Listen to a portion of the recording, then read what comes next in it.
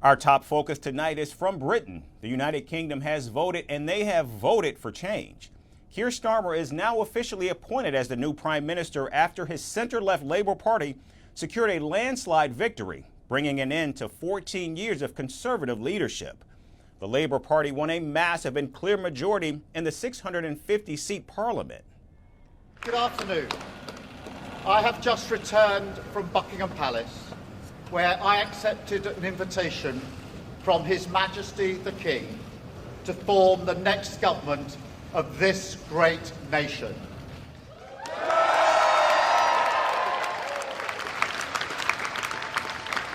I want to thank the outgoing Prime Minister Rishi Sunak.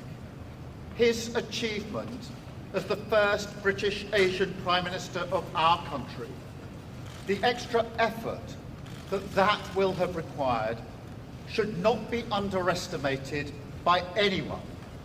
And we pay tribute to that today. Now, as the Labour Party celebrated their victory, Conservative Party leader Rishi Sunak conceded defeat and took responsibility for the results. In his final speech as Prime Minister, Sunak apologized to the nation and handed over his resignation to King Charles III. I will shortly be seeing His Majesty the King to offer my resignation as Prime Minister. To the country, I would like to say first and foremost, I am sorry.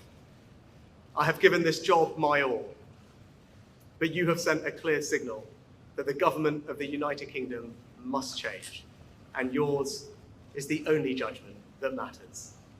I have heard your anger, your disappointment, and I take responsibility for this loss. Now, while former Prime Minister Rishi Sunak and outgoing Chancellor Jeremy Hunt kept their seats, there were big losses for the Conservative Party. Former Prime Minister Liz Truss, Gillian Keegan, the Education Secretary, and Grant Shapps, the Defense Secretary, were among the most high-profile ministers unseated by opposition candidates. Meanwhile, former Labour Party chief Jeremy Corbin won as an independent after being expelled from the party in March last year.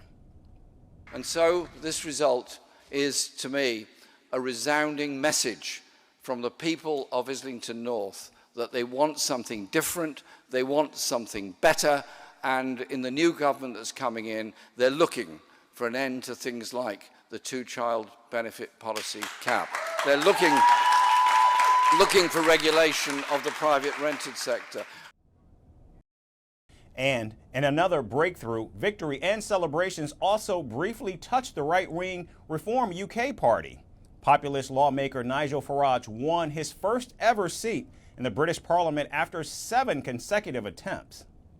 It's not just disappointment with the Conservative Party. There is a massive gap on the centre-right of British politics, and my job is to fill it. What is interesting is there's no enthusiasm for Labour, there's no enthusiasm for Starmer whatsoever. In fact, about half of the vote is simply an anti-Conservative vote. This Labour government will be in trouble very, very quickly. We will now be targeting Labour votes. We're coming for Labour, be in no doubt about that. Now it turns out that Conservatives were not the only ones who suffered a humiliating defeat. In Scotland, the ruling Scottish National Party secured just over 8 seats compared to 48 seats back in 2019.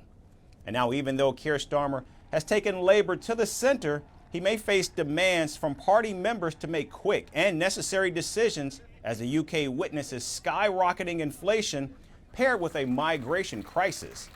And it remains to be seen just how Starmer and his loyalists will handle many of these pressing issues.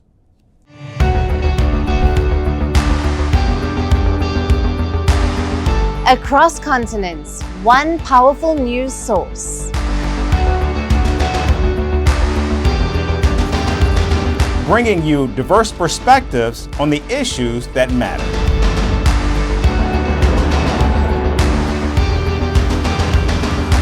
We go beyond the boundaries to give you that little extra about every sporting moment.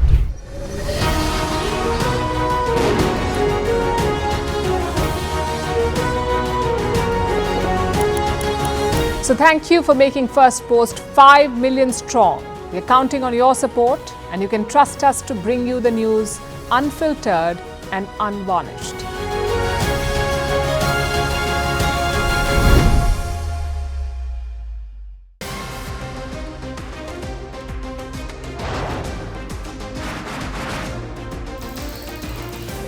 On the show today, the T20 World Cup bandwagon has moved across to the West Indies. What can we expect